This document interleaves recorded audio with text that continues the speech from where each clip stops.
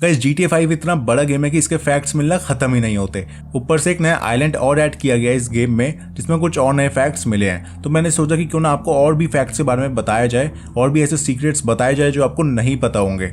और इस सभी 20 फैक्ट्स बहुत ही ज्यादा इंटरेस्टिंग है, इसीलिए वीडियो को एंड तक जरूर देखना। और स्टार्ट करने से पहले वीडियो को लाइक कर दीजिए, साथ ही चैनल भी सब्सक्राइब कर लीजिए ऐसे ही गेमिंग से रिलेटेड वीडियोस देखने के लिए। और सबसे पहले चलते हैं कायो पेरिको आइलैंड में, जहाँ एक बहुत ही बड़ा ड्रग लॉर्ड एल रूबियो रहता है। उसी आइलैंड पे काफी सारी इंटरेस्टिंग चीजें हैं, जैसे कि ये वेल जो कि बीच पर अटक गई है। ऑब्वियसली ये डेड है और ये रेफरेंसेस हैं काफी सारी बीच्ड वेल्स का जो रियल लाइफ में होती हैं। इन्हें या तो हंट किया जाता है या फिर पानी की वजह से बीच पर आकर फंस जाती हैं, और अगर इनके पास जाओ तो ये फट भी सकती हैं। लेकिन खैर GTA 5 में तो ऐसा नहीं हो रहा। अगर आप GTA 5 खेलते हो तो आपको पता होगा कि इसमें हमारे पास फ़ोन होता है जिसमें हम काफ़ी सारी चीज़ें कर सकते हैं, लाइक इंटरनेट ब्राउज करना या फिर फ़ोटो खींचना। और फोटो में भी हम चाहे तो सेल्फीज ले सकते हैं, जो कि काफ़ी इंटरेस्टिंग फीचर है। लेकिन आपको ये नहीं पता होगा कि हम कट सीन्स के दौरान भी सेल्फीज ले सकते हैं। ये एक्चुअली में ग्लिच है जिसको सही तरह से करने के लिए काफ़ी प्रैक्टिस लगती है। बेसिकली आपको कट सीन स्टार्ट होने से जस्ट पहले ही फ़ोन कैमरा ऑन करना होता है और आप सेल्फीज ले पाओगे। मतलब कटसीन चल रहा होगा, करेक्टर्स बात कर रहे होंगे, लेकिन आपका ध्यान फोन की तरफ होगा। कितना फनी ग्लिच है जो कि आपको पहले नहीं पता होगा। हम सभी को पता है कि GTA 5 भी उसी सिटी में सेट है जहां सैन एंड्रियास सेट थी।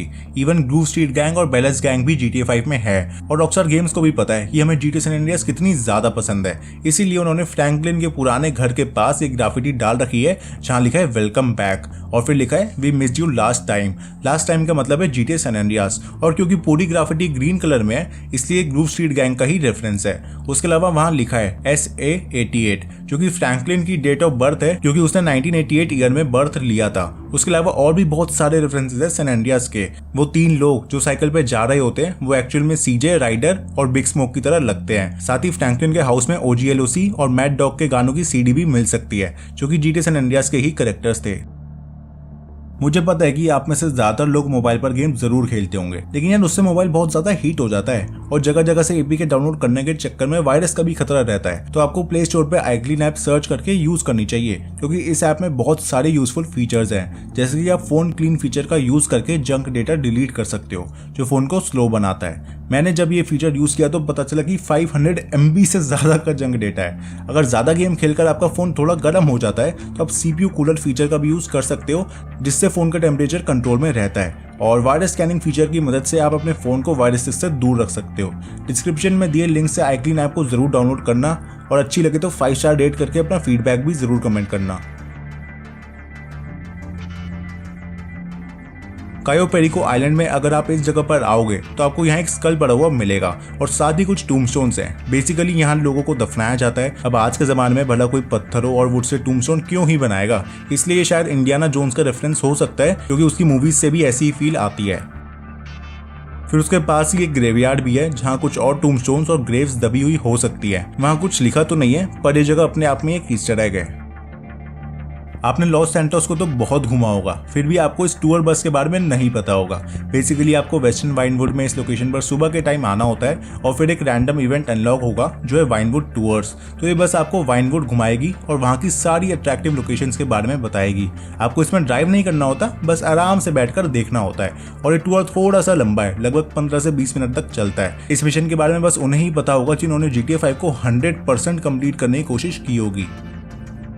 जो नेक्स्ट फैक्ट मैं आपको बताने वाला हूँ उसके बारे में तो बहुत ही कम लोग जानते होंगे, क्योंकि मैं बात कर रहा हूँ शार्क की, जो कि एक सैंड की शार्क है ऑब्वियसली। अब ये ऐसी जगह पे है कि अगर 99% लोग इसके पास से भी गुजर जाएंगे ना तब भी इसे मिस कर देंगे। अगर ये बीच के सेंटर में कहीं होती तो फिर भी क्लियर दिख जाती। ये शार्क शायद एक कंपटीशन का हिस्सा है जहाँ लोग सैंड के कास्टल्स और क्रीचर्स बनाते हैं, लेकिन ये शार्क उस हिसाब से काफी डिटेल्ड और रियलिस्टिक भी है। ऐसा लगता है मानो अभी सैंड में से निकल कर हमें खा जाएगी। द कायो पेरिको आइलैंड में आपको अंडर वाटर कुछ डेड बॉडीज मिलेंगी, जो कि काफी स्ट्रेंज है। यहाँ टोटल 3 डेड बॉडीज हैं, जिसमें से एक कार की डिक्की में है और तीनों ही सीमेंटेड है, मतलब जमी हुई हैं। ऐसी ही कुछ डेड बॉडीज GTA 5 के मेन लैंड के पास भी मिलती हैं, पर वो तो एक किलर ने मारी थी। लेकिन ये वाली जो डेड बॉडीज हैं इन लोगों को शायद एल रूबियो ने मरवाया होगा, क्योंकि वो बहुत ही खतरनाक ड्रग लॉर्ड है और इन लोगों ने पता नहीं ऐसा क्या किया हुआ कि इनका ये हाल कर दिया गया। ऐसी डेड बॉडीज आपको GTA वाइस सिटी में भी मिलती हैं, जिनके पैर पर सीमेंट जमा दी जाती है और फिर पानी में फेंक दिया जाता है। बेसिकली माफियाज वगैरह में ना किसी को सजा देने का ये काफी पुराना तरीका है। अगर आप कायो पेरिको आइलैंड में एयरपोर्ट के बिल्कुल टिप पर आओगे तब आप अपना फोन निकालना और उसके कैमरे से जूम करके देखना, आपको एक घोस्ट शिप टाइप कुछ दिखेगा जो कि काफी दूर है। ये माना जा रहा है कि ये शायद GTA 4 के उस शिप का रेफरेंस है जिससे निको बेलिक लिबर्टी सिटी आया था, लेकिन मुझे वो नहीं लग रहा, बस एक सिंपल सी क्रूज शिप लग रही है, पर फिर भी काफी स्ट्रेंज है क्योंकि इस आइलैंड के आसपास कुछ भी नहीं है। वैसे मैं कायो पेरिको के जितने भी फैक्ट्स या ईस्टर एग्स बता रहा हूँ ना, उसमें शायद आपको कुछ ना दिखे क्योंकि ये रैंडमली स्पॉन होते हैं। GTA 5 में एक जूस बनाने वाली कंपनी है जिसका नाम है बिग ओ फ्रूट जूस, और इसके जूस स्टैंड्स आपको कुछ जगहों पे मिल जाएंगे। इवन ये तो GTA ऑनलाइन की ह्यूमन रेट्स में भी है। इनकी शॉप्स काफी स्ट्रेंज दिखती है क्योंकि उसके ऊपर एक बड़ा सा ऑरेंज बना हुआ है, और मजे की बात तो ये कि वो ऑरेंज फिक्स नहीं है। अगर आप उसे शूट करोगे ना तो वो डिटैच होकर लुढ़कने लगेगा और फिर नीचे गिर जाएगा, और एक काफी भारी होगा क्योंकि इसने वुडन फेंस तक को तोड़ दिया था। फिर वही बात आती है कि इतने टाइम से ऊपर कैसे टिका हुआ है। काफी स्ट्रेंज फैक्ट है जिसके बारे में आपको नहीं पता होगा। GTA 5 में हमें दूसरे गेम्स के भी काफी सारे रेफरेंसेस मिलते हैं। मैं उनमें से बस एक दो को ही कवर करने वाला हूँ। जैसे कि सिनेमा थिएटर के बाहर एक बंदा हेलो गेम्स की कॉस्ट्यूम पहनकर मिलता है। बेसिकली कॉस्प्ले कर रहे हैं और मास्टर चीफ की कॉस्ट्यूम पहन रखी है। उसके अलावा सभी ज़ॉम्बी गेम्स एंड मूवीज का रेफरेंस देने के लिए एक ज़ॉम्बी जैसा कैरेक्टर भी मिलता है। ये शायद कोई स्ट्रगलिंग एक्टर है जो ज़ॉम्बी बनकर लोगों को डरा रहा है या एटलीस्ट डराने की कोशिश कर रहा है। अब तीनों कैरेक्टर्स ना उससे जाकर बात कर सकते हैं। फ्रैंकलिन उससे कहता है कि अरे भाई तू ये क्या कर रहा है, ये छोड़ दे, कुछ कूल वूल नहीं है। और माइकल उससे जाके कहता है कि चल ठीक है, तू कुछ तो कर रहा है ना, करता रहे, लगा रहे, क्योंकि वो खुद अपने नालायक बेटी से परेशान है जो पूरे दिन बस गेम्स ही खेलता रहता है। वैसे दुनिया का कोई भी ज़ॉम्बी उठा लो, शॉटगन देखते ही धूम दबा के भागता है। GTA 5 में फ्रैंकलिन चाहे तो डाउनटाउन कैब कंपनी भी खरीद सकता है और उसके मिशंस कर सकता है। एक मिशन में हमें एक पैसेंजर को डॉग्स छोड़कर आना होता है। वहाँ द लॉस्ट MC बाइकर से कुछ बंदे खड़े होते हैं और हमारे पैसेंजर का इंतजार कर रहे होते हैं। तो उनकी कार्स की नंबर प्लेट पर निको बी और रोमन भी लिखा होता है, जो कि GTA 4 के कैरेक्टर्स निको और रोमन बेलिक का रेफरेंस है। और GTA 4 में रोमन की कैब कंपनी भी यही व्हीकल्स यूज करती है। वैसे एक बाइक भी मिलती है वहाँ पर जहाँ लिखा है लुइस लोब्स, जो the Ballad of Gay Tony के प्रोटैगनिस्ट लुइस फर्नांडो लोपेज का ईस्टर एग है। गाइस मैंने आपको कई बार बता रखा है कि GTA गेम्स में रियल लाइफ सेलिब्रिटीज भी आ चुके हैं, जैसे कि लैज़लो जोन्स। उसी तरह आपकी कायो पेरिको हाइस्ट में भी 3 रियल लाइफ सेलिब्रिटीज को डाला गया है। बेसिकली ये बहुत बड़े रैपर्स और म्यूजिक प्रोड्यूसर्स हैं। उसमें से एक है DJ पू, जिन्होंने GTA सैन एंड्रियास में CJ की आवाज के लिए यंग मेले को ढूंढा था। उसके अलावा है जिमी आयोइन, जो कि एक बहुत ही बड़े रिकॉर्ड एग्जीक्यूटिव है, और डॉक्टर ड्रे, जो कि एक अमेरिकन रैपर और रिकॉर्ड प्रोड्यूसर है। लेकिन ये तीनों ना मिशन का पार्ट नहीं होते और कटसीन की स्टार्टिंग में ही वहां से चले जाते हैं क्योंकि इनको कुछ काम आ जाता है। बेसिकली इनके साथ कोई प्रॉब्लम हो जाती है। कायो पेरिको आइलैंड में इस लोकेशन पर हमें कैनन और कुछ पुराने आर्मर मिलते हैं, जो कि काफी स्ट्रेंज है क्योंकि ऐसे आर्मर्स काफी टाइम पहले यूज हुआ करते थे, और ऊपर से है भी काफी स्ट्रेंज लोकेशन पर। हो सकता है कि आइलैंड पर जो एल रूबियो का मैंशन है उससे पहले वहां पर कोई किला होगा जिस पर सोल्जर्स अटैक करने आए होंगे। वैसे हो सकता है कि जब आप ये चेक करने जाओ तो वहां पर थोड़ी सी जगह अलग दिखे, क्योंकि मैंने कहा ना ऑनलाइन में चीजें रैंडमली स्पॉन होती है। GTA 5 के इंट्रो सीन में हम देख सकते हैं कि माइकल एक थेरेपिस्ट के यहाँ बैठा है जिसका नाम है डॉक्टर फ्रीलैंडर। माइकल उसके यहाँ अपनी माइंड थेरेपी के लिए, या मैं कहूँ तो अपनी भड़ास निकालने के लिए जाता है। लेकिन आपको ये नहीं पता होगा कि गेम के बीच बीच में भी हम उसे कॉल कर सकते हैं और उस पर भड़ास निकाल सकते हैं। अब माइकल उससे क्या बात करता है ये डिपेंड करता है कि आप गेम में क्या कर रहे हो। अगर आप फालतू में लोगों को मारते रहते हो तो माइकल उसे फोन पर कहेगा कि मेरा बिहेवियर जो है वो कुछ दिन से खराब हो रहा है, और कहेगा कि मेरे को बहुत जल्दी गुस्सा आ जाता है और फिर बुरा भी लगता है कि मैंने ऐसा क्यों किया। अगर आप स्ट्रिप क्लब्स में कुछ ज्यादा ही समय व्यतीत कर रहे हो तो माइकल ये चीज भी डॉक्टर को बता देगा। इवन जो आप मिशन कर रहे हो, बैंक लूट रहे हो, गवर्नमेंट फैसिलिटी में घुस रहे हो, वो तक माइकल फोन पे बताता रहता है। 2013 के गेम के लिए कुछ ज्यादा ही डिटेलिंग नहीं है। खैर गेम बनाया भी तो रॉकस्टार ने है। कायो पेरिको आइलैंड में जब एल रूबियो के मेंशन में आप घुसते हो तो आपको एक फोटो मिलेगी जो कि देखने में आडियाडू के किसी फैमिली की है। मे भी हो सकता है कि एल रूबियो का कुछ ना कुछ रिलेशन हो उनसे।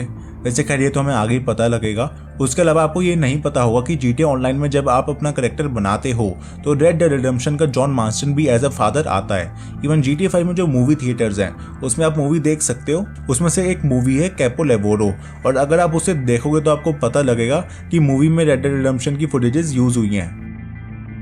GTA 5 का जो फर्स्ट ट्रेलर आया था उसमें एक हाउस पर नंबर लिखा था 2405।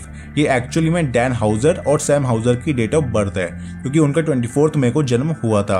अगर आपको ये नहीं पता कि वो कौन है तो इन दोनों को और लेस्ली बेंजीस को फादर ऑफ GTA कहा जाता है। उसके अलावा सैन एंड्रियास स्टेट की कार की नंबर प्लेट्स पर मैन्युफैक्चरिंग मंथ में लिखा होता है। या तो ये GTA 5 का रिलीज मंथ हो सकता है क्योंकि पहले GTA 5 2013 के मई में रिलीज होने वाली थी, या फिर ये वो महीना हो सकता है जब GTA 5 पर काम शुरू हुआ हो।